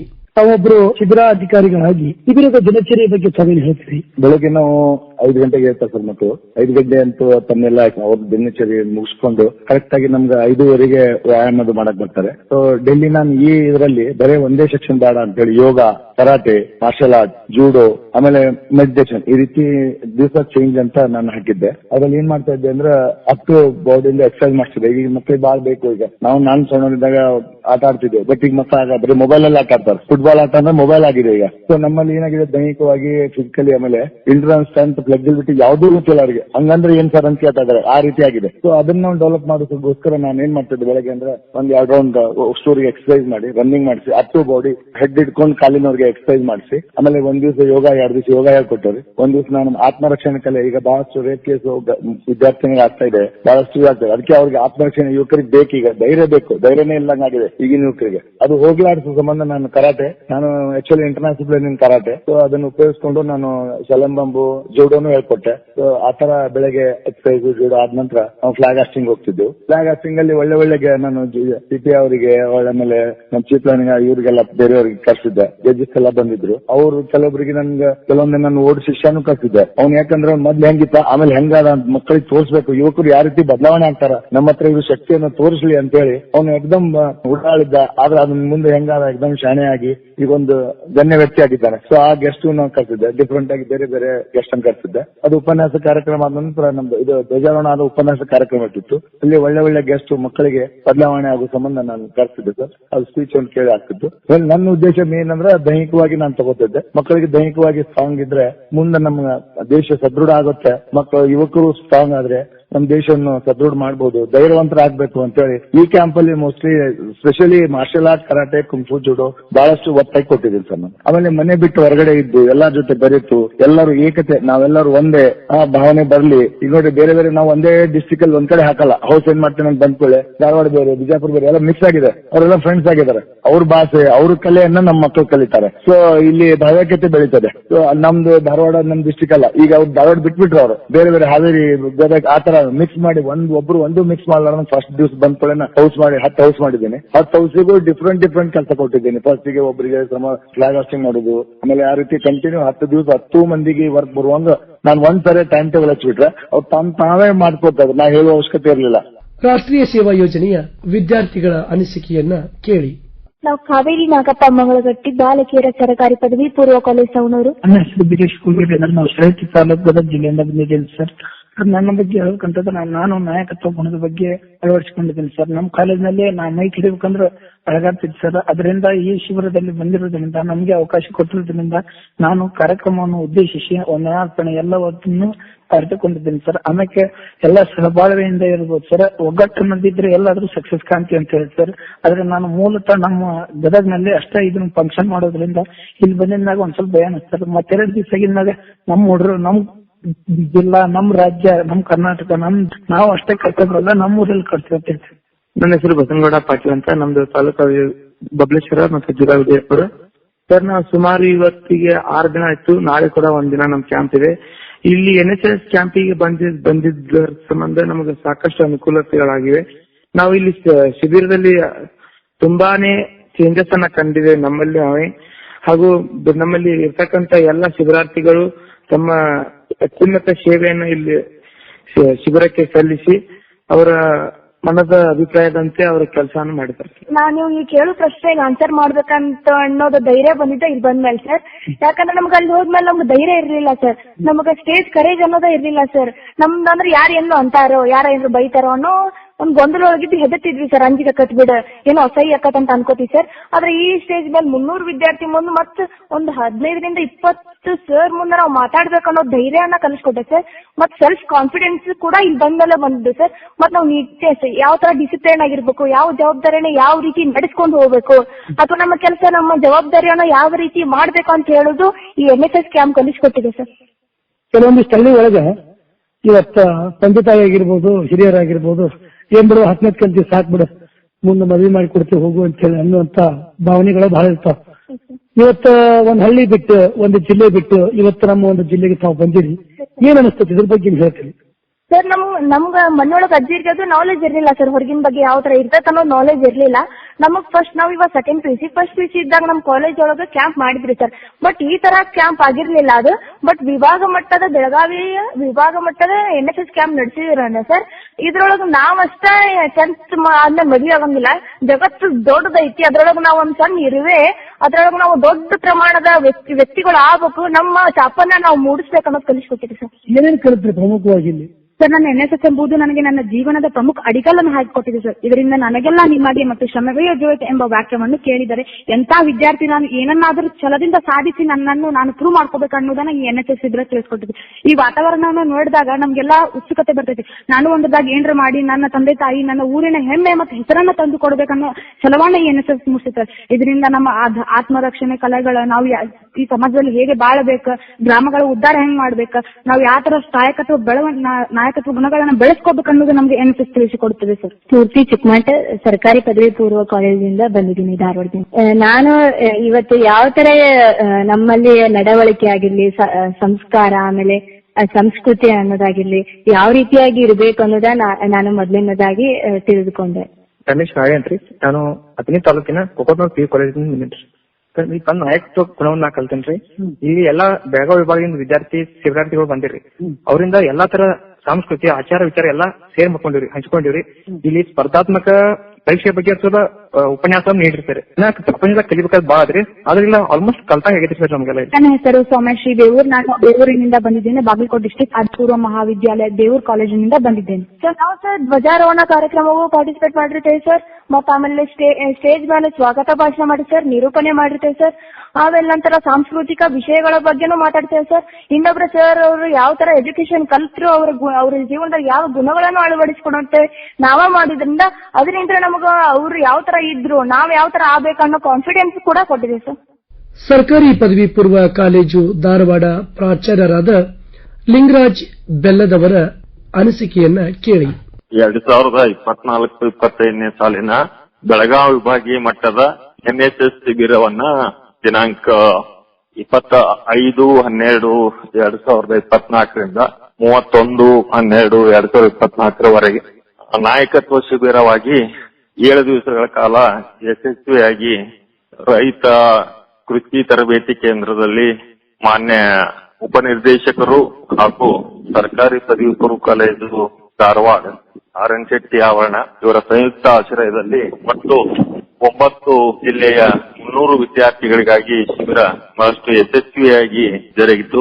ವಿದ್ಯಾರ್ಥಿಗಳು ತಮ್ಮ ಅನಿಸಿಕೆಯಲ್ಲಿ ಕೂಡ ಈ ಒಂದು ಶಿಬಿರದ ಯಶಸ್ಸನ್ನ ನಮ್ಮ ಜೊತೆಗೆ ಹಂಚಿಕೊಂಡಿದ್ದಿದೆ. ಮುಂದಿನ ದಿನಗಳಲ್ಲಿ ಕೂಡ ಈ ರೀತಿಯಾದಂತಹ ಶಿಬಿರಗಳು ನಡೆಯೋದ್ರಿಂದ ವಿದ್ಯಾರ್ಥಿಗಳ ಒಂದು ನಾಯಕತ್ವ ಗುಣ ಅದರ ಜೊತೆಗೆ ಒಂದಿಷ್ಟು ಮೌಲ್ಯಗಳು ಕೂಡ ವಿದ್ಯಾರ್ಥಿಗಳಲ್ಲಿ ವೃದ್ಧಿ ಆಗ್ತವೆ ಅಂತಕ್ಕಂತ ಮಾತನ್ನ ಹೇಳ್ತಾ ಈ ಶಿಬಿರ ನಡೆಯೋದಕ್ಕೆ ಸಹಾಯ ಸಹಕಾರ ನೀಡಿದಂತ ಮಾನ್ಯ ಉಪನಿರ್ದೇಶಕರಿಗೆ ಹಾಗೇನೆ ಇಲಾಖೆಯ NSS ರಾಜ್ಯ ಮಟ್ಟದ ಅಧಿಕಾರಿಗಳಿಗೆ ಹಾಗೂ ಎಲ್ಲಾ ಸಂಯೋಜನಾಧಿಕಾರಿಗಳಿಗೆ ಮತ್ತು ಶಿಬಿರಾರ್ಥಿಗಳಿಗೆ ಸಂಸ್ಥೆ ಪರವಾಗಿ ಇಲಾಖೆಯ ಪರವಾಗಿ ಹೃತ್ಪೂರ್ವಕವಾದಂತಹ ಧನ್ಯವಾದಗಳನ್ನ ಅರ್ಪಿಸ್ತಾ ಇದ್ದೇನೆ.